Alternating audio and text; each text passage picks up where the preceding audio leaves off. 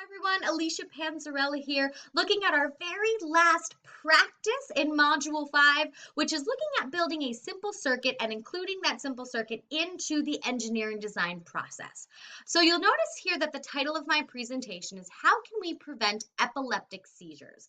So one of the things about this practice is that I can actually use this with my AP Physics 2 course, where we do look at all different aspects of electricity.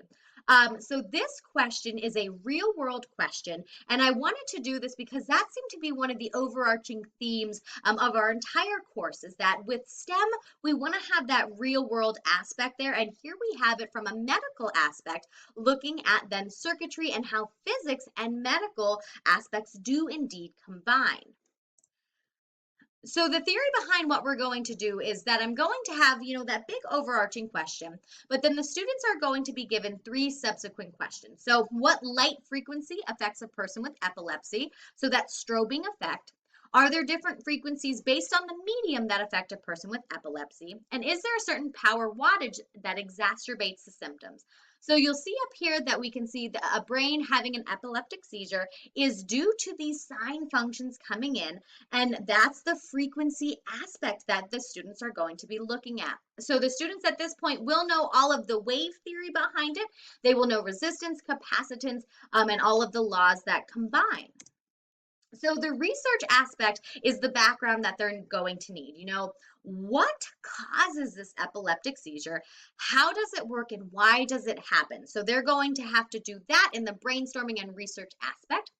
And all together will combine to the application portion, which is how can resistance and capacitance be used in order to produce the correct frequency and power. So capacitance is going to go along with frequency, resistance is going to go along with power, and that's going to bring in a whole lot of electrical concepts.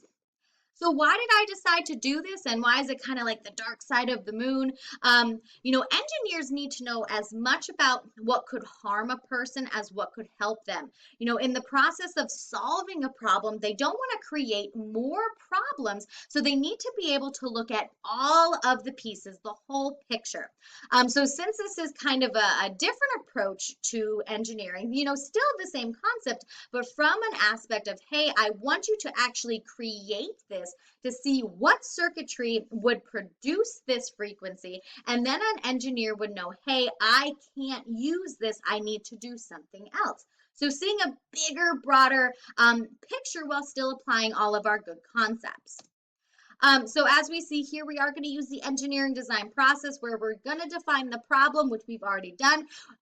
We're going to use the research aspect in the identifying and the brainstorming, and then all of this down here, the prototyping and the iteration, the students are going to have to work their way through to design a circuit that will answer those questions, and then ultimately they will communicate out their results in a whiteboarding session and potentially with a write-up. I haven't decided if I wanted to do both yet, but definitely the whiteboarding session.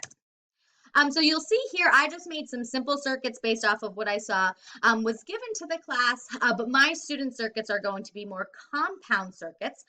So you'll see here, I got the one to work. It's a simple circuit. It's going to have the light bulb go, but then I started to play around with the resistors and the capacitors that I had, and we see that the light bulb actually doesn't turn on. So I started to play around a little bit more with the items that I had, and it found out that I don't have enough materials for my students yet. So I'm glad that I prototyped now because it kind of led me to know that I need more resistors and capacitors of a much smaller caliber than what I currently have. So good thing I did it now instead of when we would do this in April.